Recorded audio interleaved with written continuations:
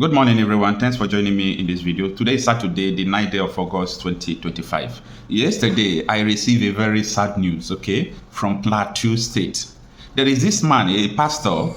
His name is Pastor Gideon Church of Christ in Nations is the name of the church, and he's a pastor in a church in Sowore and other two communities like that. So this man's life was cut short. He didn't do anything. It was an attack on their community. It's not only him that they killed. As usual in Plateau State, it is a war zone. Benue State is a war zone. Imo State is a war zone. Enugu is a war zone. Osun, what is going on in Osun State now? They are turning it to a war zone also. We are not even talking about Kwara, Yobe, Borno. All these places are war zones right from the time. So this is a very unfortunate thing. So I was trying to get more fact when I saw that Shara Reporters has already published the killing of the man. Indeed, the Shara Reporters, they try to get news, because sometimes I know the kind of cause that came in. This is happening here. This is happening here. And after 24 hours, you will see they will publish it. That is where I understand that these people are really trying to get information. So it's not for anything.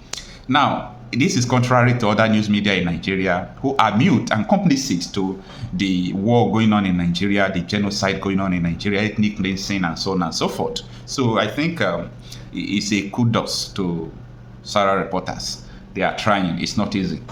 Now, they published that bandits killed pastor, two others, displaced several residents in Plateau communities. Let me read out the articles, and I'm going to explain every paragraph to you. Bandits ravaging communities in Plateau State have killed 3 people, including a pastor, and displaced hundreds of residents in a fresh attack on Sowore and Dengak village in the Moshere chiefdom of Bekos local government area of the state. By the way, if you hear me saying bandits, just because I'm reading an article, you know the people I'm talking about, you know what it connotes in Nigeria. So they are talking about terrorists, Now, the article continues that the attack, which reportedly occurred between 1 p.m. and 2 p.m. on Friday, claimed the lives of a cleric identified as Pastor Gideon Cathings of the Church of Christ in Nations, Sowore, Sunday Renkang, and Mashak Bukata. Now, the article continues that several others, including one Michael Kamshak, reportedly sustained injuries and are currently receiving treatment at the Cottage Hospital, Bekos. Confirming the incident in Jos on Friday night, the chairman of the Community Peace Observer in Bekos, Kafas Mandai, said hundreds of residents of the community have been displaced. These are communities that have reached a peace agreement with the bandits. And I warn Abuja community, where one other people, that this agreement you people are reaching with the bandits because they are killing you people. They say headers and farmers. No problem, No problem. I am talking from experience. We have been on this game since. We have been on this report. We know, we follow trends of insurgency insecurity in Nigeria. There is nothing like peace agreement. Peace agreement is something that these people use to leverage to continue their dominance and killings. So I was surprised when Abuja people reached peace accord with the people they call herdsmen. Anyway, let me continue. Confirming the incidents in Jos on Friday night, the chairman of the Community Peace Observers in Bekos, Kafas Mandai, said hundreds of residents of the community have been displaced. Unfortunate. Between 1 p.m. to 2 p.m. today, this is what he said in quote, on Friday, the 8th day of August 2025, Sowore and Dengak village in Moshere chiefdom of Bekos local government area were attacked by terrorists, leading to the untimely death of 3, including Pastor Gideon Cathings of COCIN Sowore, Sunday Renkang, and Mashak Bukata. While Michael Kamshak and others were injured and currently receiving treatment at Cottage Hospital Bekos. Several residents in their hundreds have been displaced. Mandayas was quoted as saying. However, Shara Reporters' efforts to confirm the incident from the Plateau State Police Command, as calls made to the phone number of the public relations officer of the command, Alabo Afraid, returned not available, and then switched off. Friday's attack is the latest in a string of violent attacks that have rocked Bekos and other communities of Plateau State in recent months. In the past month alone, more than 20 villagers have been killed in separate assaults with homes razed and farmland destroyed. I hope you are understanding the figure. In June, no fewer than 19 people, including women and children, were killed when terrorists launched an attack on 2 communities in Bekos and Mango local government area of the state. The chairman of Bekos local government area, Samuel Amandao, has repeatedly called on security agencies to take decisive actions against armed militias, warning that continued inaction would lead to further loss of lives and mass displacement. Plateau State Governor Caleb Mofwang has also condemned the repeated violent killings by bandits, describing the incident as genocide. He has severally vowed to work closely with the security agencies to track down the perpetrators and ensure safety for residents. However, the escalating insecurity in the area has left many communities deserted, with displaced residents seeking refuge in the neighboring village and makeshift camps. The end of the article. Okay, now let's return to the reality. You know, most of the time I do tell people that Tinubu is not in charge of Nigeria, and the country is just a fiasco. The country is in shambles. Okay, let us continue to pretend that all is well. Let the elites, let the people who thinks that they have the money, they have the businesses, they don't need distraction, let them continue to pretend that everything is working out well in Nigeria. No problem, okay? Now look with the look now. Now look with the look. This is Pastor Gideon Curtains that I know. Just imagine he disappears just like that. What is his crime? Because he is a pastor in Nigeria. He was born and brought up in Nigeria. That is his only crime. So it's very important that we should think twice. We should think twice. The governor, most of the time, have said that this is genocide, that he's going to work with the security operatives to stop it.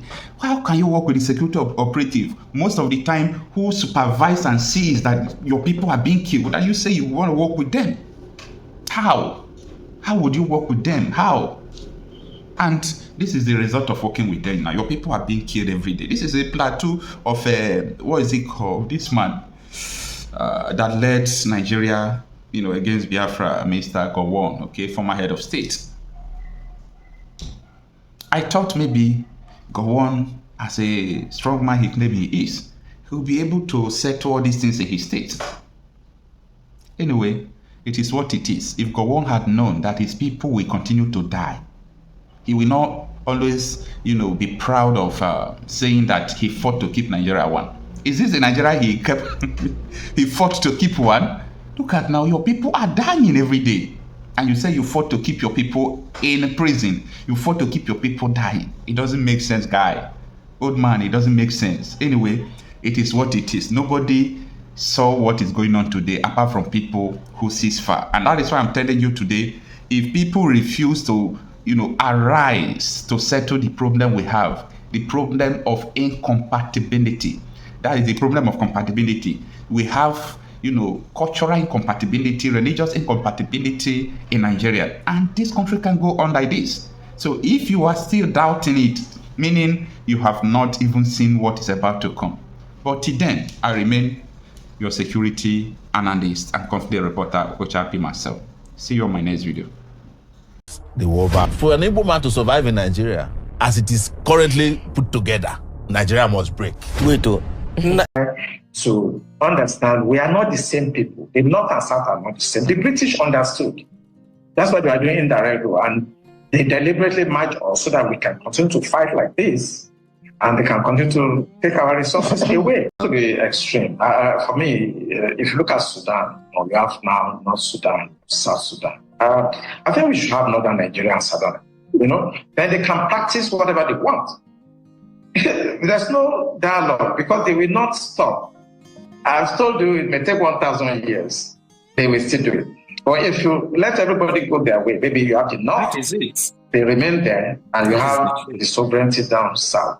Then you can do what you want. Or if you remain and you think you can talk to your Jersey and people that don't care about anything, it will happen. It took hundreds of years before Turkey, you know, Constantinople, Istanbul was converted completely today. And if you look at history will tell you that you cannot assuage these people. Who owns those banks? I did a lot of research, and I want our audience to go and find out the owner of child. It's either we stay together or people should mind their religion and stay where they are and practice what they want. Imposing it on others is wrong.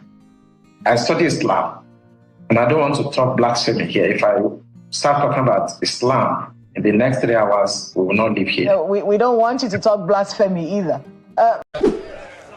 Every one of us must rise up. The armed forces are not neutral. They collude. They collude. They collude with the armed bandits that kill people, kill Nigerians. They facilitate their movements. They cover them. If you are depending on the armed forces to stop the killings, you will all die one by one.